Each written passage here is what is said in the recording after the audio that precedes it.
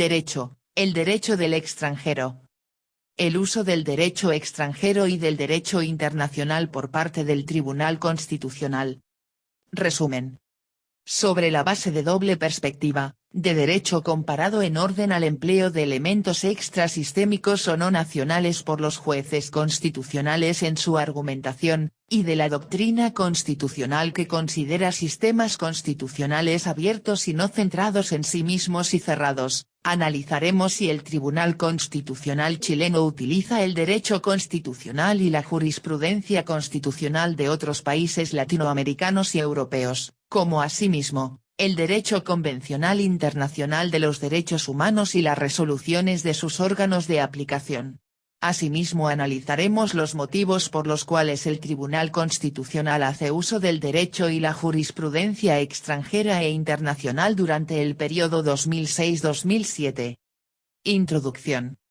La razón del comienzo cronológico de la investigación jurisprudencial del Tribunal Constitucional chileno en marzo de 2006, se fundamenta en que, en dicha fecha, entra a operar parcialmente la nueva integración de dicho tribunal determinada por la reforma constitucional de 2005, aunque sus plenos efectos se produzcan posteriormente, ya que a dicha fecha solo hay una integración parcial de nuevos magistrados elegidos con los nuevos criterios determinados por la reforma, integrándose los ministros elegidos por el Congreso Nacional, y renovándose algunos de aquellos nombrados por el Presidente de la República y la Corte Suprema de Justicia. A ello debe agregarse que solo a partir de 2006 el Tribunal Constitucional ejercerá sus nuevas competencias en materia control reparador de constitucionalidad concreto a través de las acciones de inaplicabilidad y de control reparador abstracto a través de las acciones de inconstitucionalidad. La expresión diálogo de los jueces es utilizada de manera habitual en el derecho comparado para describir el fenómeno a través del cual algunas jurisdicciones consideran, en diversas modalidades los precedentes de jurisdicciones no nacionales provenientes de un Estado extranjero o de una jurisdicción internacional o supranacional, sobre lo cual hay una abundante literatura. 1. Diálogo que produce o puede producir una fertilización cruzada. 2. De los criterios con los cuales los jueces resuelven los casos concretos dentro de su competencia.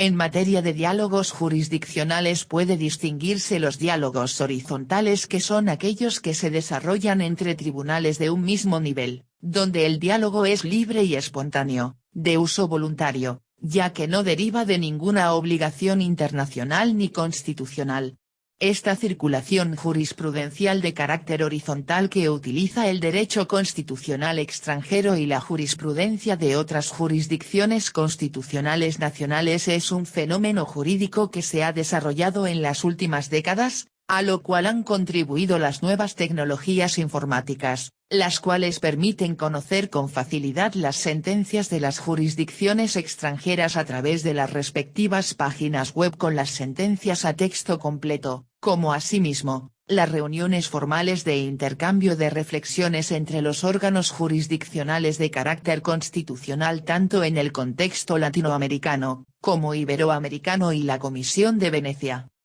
Por otra parte, es necesario señalar que un segundo tipo de diálogo es de carácter vertical. Este implica la consideración de tratados de derechos humanos y las sentencias de las jurisdicciones transnacionales 3, o internacionales de derechos humanos que son vinculantes para los Estados partes y las cuales impactan en las jurisdicciones nacionales, como es el caso de la jurisprudencia de la Corte Interamericana de Derechos Humanos, en el ámbito regional americano. Este diálogo es producto de la obligación del Estado de respetar estándares normativos y jurisprudenciales determinados por el derecho internacional vinculante y de sus órganos de interpretación y aplicación. Como señala de Bergottini, los tribunales o cortes nacionales deben garantizar en sus resoluciones una compatibilidad constructiva y una armonía con las disposiciones vinculantes de la Convención y de sus órganos jurisdiccionales de aplicación que condicionan y cuasi predeterminan la decisión del juez nacional. 4. Respecto de la circulación de jurisprudencia extranjera en las resoluciones de las jurisdicciones constitucionales de América Latina, ella se hace presente en diversos tribunales y cortes constitucionales, entre los que destaca la Corte Constitucional de Colombia y de Perú, como asimismo, las Cortes Supremas de Argentina y la Sala Constitucional de la Corte Suprema de Costa Rica, para solo señalar algunos casos a manera ejemplar. Más común en las sentencias de las jurisdicciones constitucionales latinoamericanas es la cita de las convenciones internacionales en materia de derechos humanos, como asimismo, la jurisprudencia de la Corte Interamericana de Derechos Humanos, como ocurre entre otros tribunales constitucionales con los de Colombia 5, y Perú, como asimismo por las Cortes Supremas de Argentina 6, y México 7, en los últimos años. El objeto del presente artículo es el de analizar cómo impacta en el Tribunal Constitucional chileno este escenario de creciente convergencia y de interpenetración de los ordenamientos jurídicos, de cooperación y diálogo internacional entre magistraturas constitucionales, cuya realidad es innegable en los inicios de este tercer milenio, como asimismo, cómo se inserta el Tribunal Constitucional chileno en el movimiento que se ha denominado de justicia transnacional, lo que lleva a una práctica judicial que utiliza crecientemente el método de derecho comparado. A partir del trabajo de Bruce Ackerman, The Rise of World Constitutionalism 8, se hace presente en la doctrina constitucional la función que desempeñan los jueces constitucionales como protagonistas de la circulación jurídica, mediante la utilización de argumentos extrasistémicos en las sentencias, como son las alusiones al derecho extranjero, al derecho internacional y a las sentencias de los respectivos tribunales constitucionales o a las jurisdicciones internacionales, especialmente aquellas con competencias sobre derechos humanos. A su vez, Peter Aberle, ha destacado e impulsado la consideración del derecho comparado como quinto método de interpretación del derecho 9. En Chile, la apertura constitucional al derecho internacional de los derechos humanos, está presente con el artículo 5 inciso segundo de la Constitución y los derechos esenciales asegurados por los tratados de derechos humanos ratificados y vigentes, como asimismo con el reconocimiento de la jurisdicción obligatoria y vinculante de la Corte Interamericana de Derechos Humanos. En el ámbito del uso del derecho convencional internacional, la reforma de 2005, ha aportado en el artículo 54 número 1 inciso sexto de la Carta Fundamental una regla que armoniza con los artículos 31 y 27 de la Convención sobre Derecho de los Tratados de Viena de 1969, al determinar que las disposiciones de un tratado solo podrán ser derogadas, modificadas o suspendidas en la forma prevista en los propios tratados o de acuerdo a las normas generales de derecho internacional. En este artículo se constata un cambio significativo de perspectivas en el Tribunal Constitucional chileno entre 2006 y 2007, respecto del recurso a las fuentes del derecho no nacional, tanto del derecho constitucional extranjero y la jurisprudencia constitucional extranjera, como asimismo del derecho internacional, especialmente del derecho internacional de los derechos humanos y de la jurisprudencia de sus órganos de aplicación, para lo cual seguiremos de cerca la sistematización metodológica de Drobnik y Banner 10, y de Queralt Jiménez 11. Y. Análisis de la jurisprudencia del Tribunal Constitucional del año 2006. 1. Los fallos. El año 2006 es el primer año de operación del Tribunal Constitucional con una integración que responde, a lo menos en parte, a la reforma constitucional de 2005, como asimismo, el Tribunal comienza a hacer uso de sus nuevas competencias en materia de control reparador de constitucionalidad de preceptos legales en control concreto, artículo 93 número 6, y abstracto, artículo 93 número 7, dictando sentencias en dichos ámbitos. En el año 2006, es posible verificar que las sentencias del Tribunal Constitucional no contienen citas de otros ordenamientos constitucionales ni de tratados de derechos humanos, como asimismo no hay expresión institucional de referencias a jurisprudencia de otros tribunales constitucionales o de cortes internacionales de derechos humanos. Hay un solo caso de una sentencia que cita derecho constitucional extranjero y jurisprudencia de jurisdicciones constitucionales extranjeros, en la que no hubo decisión por empate de votos, rol número 555. Sin embargo, es posible constatar que diversos ministros del tribunal, en sus votos particulares concurrentes o disidentes utilizan el derecho extranjero o no doméstico para reforzar su argumentación jurídica en diversas materias, como asimismo, en algunos casos para demostrar la inadecuación de utilización de doctrinas que responden a contextos jurídicos distintos.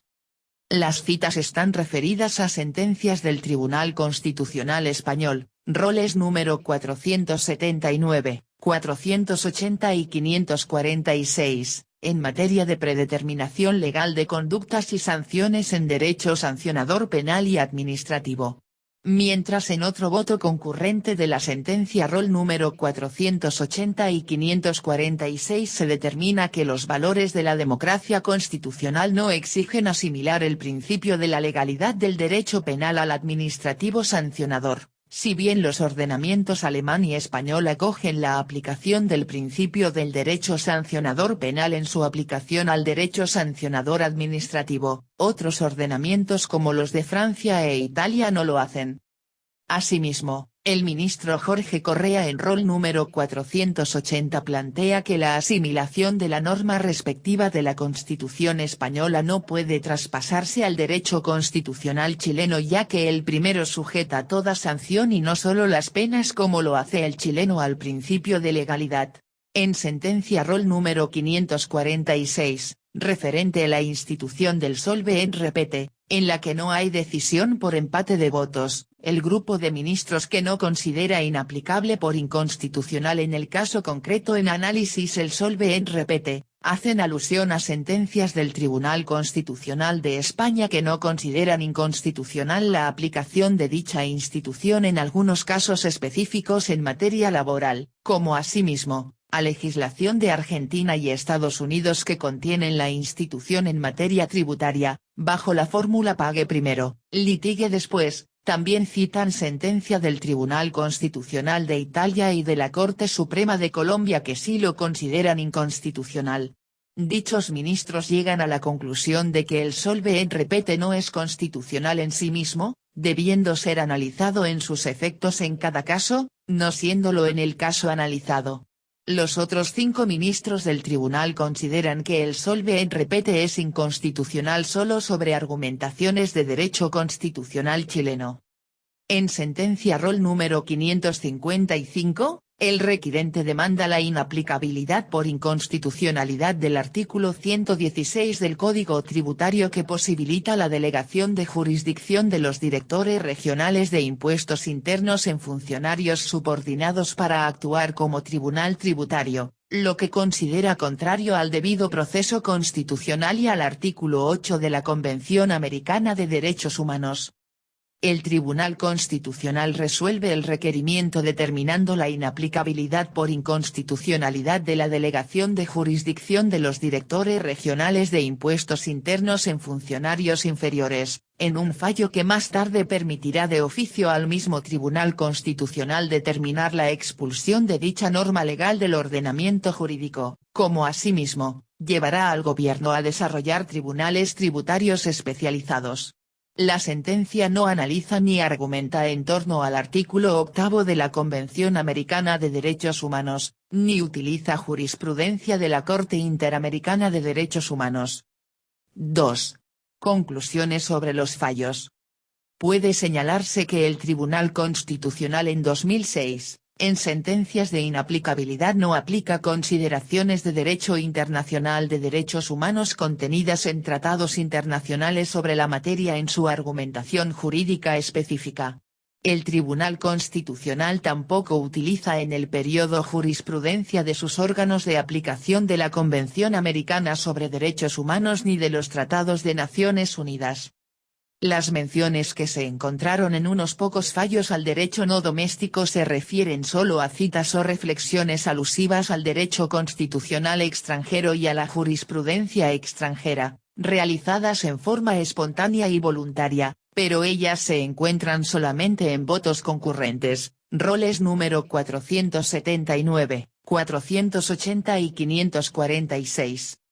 En algunos casos, pese a la invocación de atributos de derechos esenciales contenidos en tratados internacionales por los requirentes, el tribunal no se pronuncia respecto de ellos en su ratio decidendi, lo que puede considerarse un déficit de argumentación respecto del requerimiento. Sentencia rol número 555. I. Análisis de sentencias del Tribunal Constitucional del año 2007. 1. Los fallos. En el año 2007, el Tribunal Constitucional comenzará a realizar una más frecuente utilización del derecho no doméstico, tanto en la perspectiva del derecho constitucional y la jurisprudencia constitucional extranjera, tanto europea, como del ámbito americano, como asimismo, utilizará el derecho internacional de los derechos humanos y la jurisprudencia de la Corte Interamericana de Derechos Humanos, aun cuando esta última solo en votos disidentes.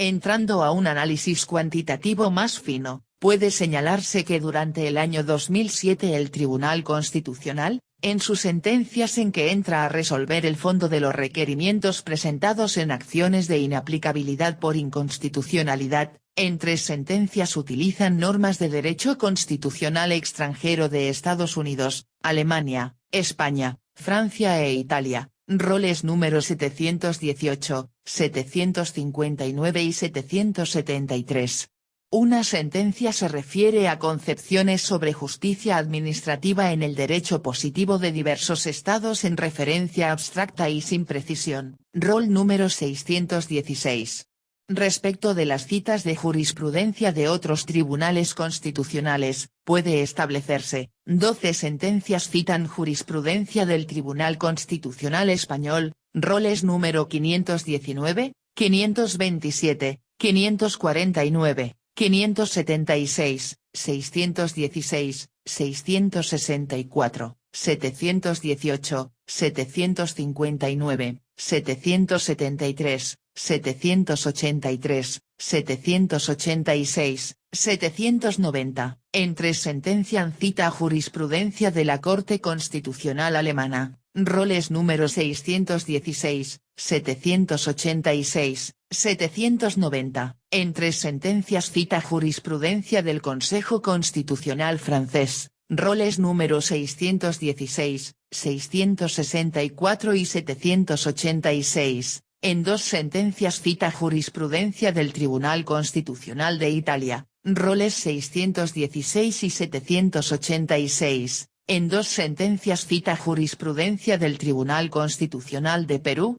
roles número 718 y 786, en 2 cita jurisprudencia de la Corte Suprema de México, roles número 718 y 780, y en 2 sentencias cita jurisprudencia de la Corte Constitucional de Colombia, roles número 790 y 804. Asimismo, en una sentencia se hace referencia genérica al derecho de Francia, Inglaterra, Alemania, España, Estados Unidos y al derecho hispanoamericano con referencias a diversos países considerando la diversidad de sistemas de justicia administrativa, rol número 616. A su vez, respecto de uso del derecho internacional de los derechos humanos ratificado por Chile y vigente, el Tribunal Constitucional lo empieza a utilizar como reforzamiento de sus propias argumentaciones y como parte del parámetro de control de constitucionalidad por la norma de reenvío del artículo 5 inciso segundo de la Constitución. En 5 sentencias utiliza los derechos asegurados por el Pacto Internacional de Derechos Civiles y Políticos de Naciones Unidas, roles número 519, 576, 739, 783 y 807, en 4 sentencias utiliza los derechos y garantías asegurados por la Convención Americana de Derechos Humanos, roles número 519, 576, 739 y 807. En 2 sentencias realiza referencias a derechos asegurados por la Declaración Americana de Derechos Humanos, roles número 519 y 576. En una sentencia se utilizan los principios y derechos asegurados por la Convención sobre Derechos del Niño, rol número 786. En una sentencia se utilizan los derechos asegurados por la Convención sobre No Discriminación de la Mujer, rol número 698. En una sentencia se utiliza las reglas de la Convención sobre Derecho de los Tratados de Viena, rol número 804. El Tribunal Constitucional durante el año 2007, utiliza también el soft law, derecho blando, en materia de derechos humanos. En 3 sentencias utiliza la Declaración sobre Protección de la Persona contra la Tortura u otros tratos crueles, inhumanos o degradantes de la Asamblea de Naciones Unidas de 9 de diciembre de 1975, roles número 519, 576 y 786. En una sentencia cita las reglas mínimas para la Administración de Justicia de Menores de las Naciones Unidas, reglas de Beijing, en rol número 786. Una sentencia alude a las reglas mínimas sobre medidas no privativas de libertad, reglas de Tokio, en rol número 807. Finalmente, en una sentencia se cita el Código Modelo Tributario para América Latina, rol número 718. 2. Análisis cualitativo de las sentencias respecto del uso del derecho internacional de los derechos humanos. Puede sostenerse, desde el punto de vista cualitativo, que el Tribunal Constitucional, en 2007, por primera vez, empleará derechos esenciales contenidos en tratados internacionales de derechos humanos como parámetro de control de constitucionalidad de disposiciones legales internas en control reparador concreto de constitucionalidad mediante acciones de inaplicabilidad por inconstitucionalidad en materia de prisión por deudas, roles número 576 y 807, la Convención sobre No Discriminación de la Mujer, rol número 698. En materia de presunción de inocencia, rol número 739. A. El uso del canon interamericano en sentencias roles N grado 576 y N grado 807. Y. Prisión por delito de apropiación indebida de dineros de trabajadores por empleador y no existencia de prisión por deudas. En efecto, en el rol 576. El Tribunal Constitucional acertadamente considera que no se está en presencia de una prisión por deudas, sino que ante una apropiación indebida del empleador de dineros que son propiedad de los trabajadores, por lo cual no hay una vulneración de la Convención Americana de Derechos Humanos, aunque al realizar tal reconocimiento el tribunal razona integrando el derecho a no ser objeto de prisión por deudas como parte del parámetro de control de constitucionalidad en forma tácita, como lo precisa en su considerando 23. Su argumentación se realiza tanto en torno a la Convención Americana de Derechos Humanos, como al Pacto Internacional de Derechos Civiles y Políticos de Naciones Unidas.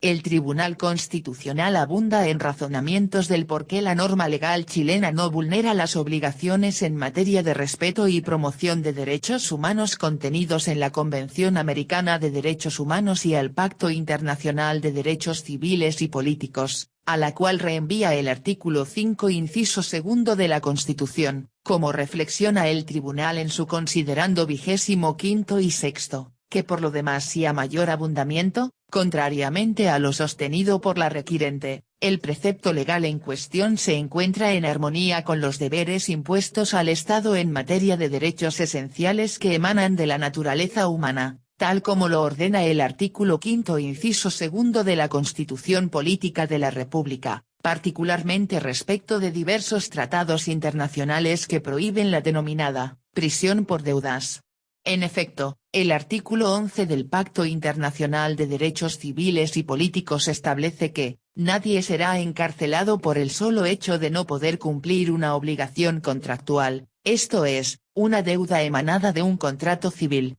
Sobre el punto, la doctrina ha señalado que esto significa que la privación de libertad basada en el incumplimiento de obligaciones legales, sean de derecho privado o público, es aceptable. De modo que cuando un tribunal impone la privación de libertad para compeler al cumplimiento de una obligación legal, ello no importa una vulneración de la prohibición de la prisión por deudas. Manfred Nowak, UN Covenant on Civil and Political Rights. CCPR Commentary. NP Engel, Publisher. Kerl, Strasbourg, Arlington. De este modo, se ha concluido que las obligaciones contractuales a que suelen aludir los pactos internacionales dicen más bien relación con obligaciones civiles emanadas típicamente del derecho privado y no de aquellas establecidas por la ley. Sarah Joseph, Hennis Schultz and Melissa Castan, The International Covenant on Civil and Political Rights. Cases, Materials and Commentary, Second Edition.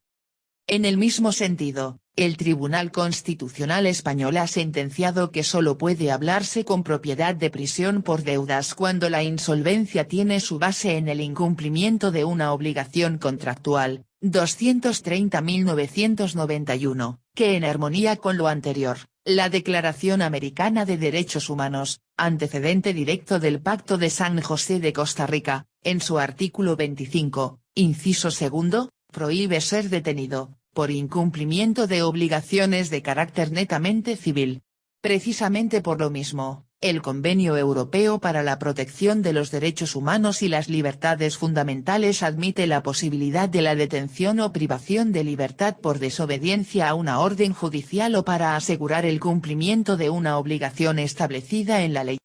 Así el Tribunal Constitucional no solo utiliza como parte del parámetro de control de constitucionalidad los derechos asegurados por el Pacto Internacional de Derechos Civiles y Políticos de Naciones Unidas y la Convención Americana sobre Derechos Humanos, sino que considerará las interpretaciones de ellas efectuadas por comentarios académicos sobre la materia, además de citar también jurisprudencia del Tribunal Constitucional Español, todo lo cual le permite delimitar, es decir determinar el contenido, el haz de atributos y garantías, como sus fronteras o límites, acerca del derecho a no ser objeto de prisión por deudas. Luego de desentrañar los contenidos de dicho derecho en el ámbito de los tratados internacionales de derechos humanos vinculantes para el Estado chileno, el Tribunal Constitucional determina que existe una armonía entre dichas obligaciones de respeto y promoción de los derechos esenciales contenidos en ellos y el mandato constitucional del artículo 19 número 7 de la Carta Fundamental, como lo explicita en su considerando 27, que, como resulta claro, los más importantes tratados internacionales de derechos humanos, en concordancia con el mandato constitucional establecido en el artículo 19 número 7 de la Constitución, tuvieron especial preocupación por la libertad de las personas frente a los abusos en que pudiera incurrir el Estado mediante detenciones ilegales o arbitrarias, esto es, que no obedecieran al quebrantamiento de un mandato legal o a una causa debidamente justificada en la razón y la equidad. En esta misma línea, proscribieron la privación de la libertad por deudas, entendiendo por tal aquellas que tuvieran como antecedente el mero interés pecuniario de un individuo, signo de interrogación una obligación contractual u obligaciones de carácter netamente civil, de modo de no poner al servicio de causas únicamente particulares o privadas el aparato represivo del Estado. De este modo se ha aceptado la privación de libertad frente al grave incumplimiento de determinados deberes legales en la medida que estuviera envuelto el interés social y el buen funcionamiento de la comunidad, en otras palabras, el bien común, que constituye el fin que debe perseguir el Estado, tal como lo reconoce el artículo 1 de nuestra Carta Fundamental. El Tribunal Constitucional concluirá su razonamiento sobre la materia haciendo una analogía respecto del contenido del artículo 7 número 7 de la Convención Americana, que autoriza a los tribunales a determinar la privación de libertad de personas por incumplimiento de deberes alimentarios a la privación de libertad por incumplimiento de deberes en materia de enterar cotizaciones pertenecientes a los trabajadores por parte de sus empleadores a las instituciones previsionales, lo que realiza en los considerandos 28 y 29, que, adicionalmente, en concordancia con lo ya razonado, el numeral 7 del artículo 7 de la Convención Americana de Derechos Humanos reitera que, nadie será detenido por deudas. Este principio no limita los mandatos de autoridad judicial competente, dictados por incumplimientos de deberes alimentarios. La discusión en torno al establecimiento de la disposición, en particular las observaciones de los países miembros, permite sostener que su finalidad se vincula con la proscripción de la privación de libertad derivada de deudas propiamente civiles y, en modo alguno, al incumplimiento de las obligaciones legales que involucran intereses de toda la sociedad. Y, en el rol número 807, el Tribunal Constitucional determina que en la Ley número 18.216, el legislador no ha dispuesto que se encarcele a una persona por no pagar una deuda, sino que ha establecido una condición para que a la persona condenada por un delito pueda concedérsele o mantener el goce del beneficio de cierta libertad.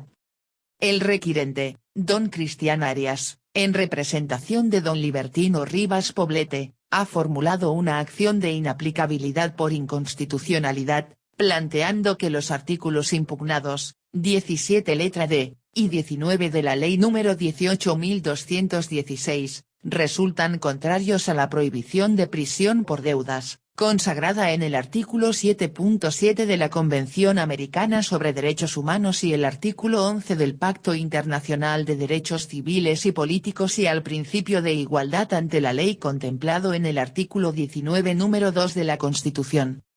El requirente alega que el resultado contrario a la Carta Fundamental se produciría por vulnerarse la prohibición de prisión por deudas, que se encuentra establecida en el artículo 7.7 de la Convención Americana de Derechos Humanos o Pacto de San José de Costa Rica y en el artículo 11 del Pacto Internacional de Derechos Civiles y Políticos, mandatos que, según alega, se refieren a todo tipo de deudas y no solo a las de carácter contractual, y que, además, deben ser aplicados en Chile como si fuesen de rango constitucional, en virtud de lo dispuesto en el inciso segundo del artículo 5 de la Constitución Política. El Tribunal Constitucional en su considerando 10º razona en el sentido de que para acoger la acción interpuesta resultaría necesario que se verificara una doble condición, en primer lugar, que existiera contradicción entre el artículo 19 de la Ley número 18.216 o más precisamente entre los efectos que produciría la aplicación de ese precepto en la gestión pendiente y alguna de las normas de derecho internacional invocadas, y que, además, y en segundo lugar, en virtud de lo establecido en el artículo 5, inciso segundo, de la Carta Fundamental, tal contradicción habilitara a esta magistratura para declarar inaplicable el precepto legal.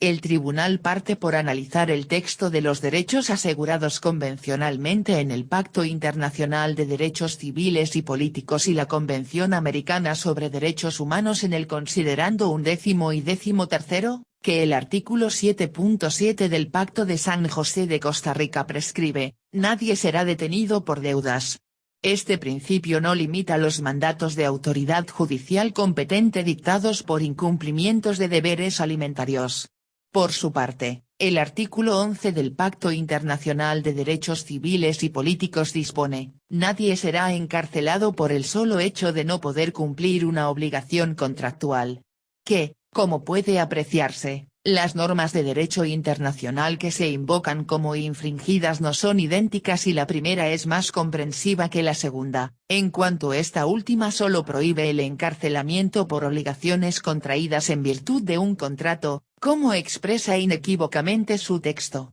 Esta sola restricción es suficiente para desestimar la contradicción alegada a su respecto, pues la deuda que se presenta como causal de indebido encarcelamiento no proviene de un contrato, sino de una sentencia judicial. En consecuencia, y en lo que sigue, se continuará el análisis de la eventual contradicción con la norma contenida en el Pacto de San José de Costa Rica, ya transcrita. De la sola lectura del texto de la norma del Pacto de San José transcrita fluye inequívoco su sentido, prohibir que una persona pueda sufrir privación de libertad como consecuencia del no pago de una deuda. Lo prohibido es que la conducta de no pagar una obligación pecuniaria sea tratada jurídicamente como causa de una sanción privativa de libertad.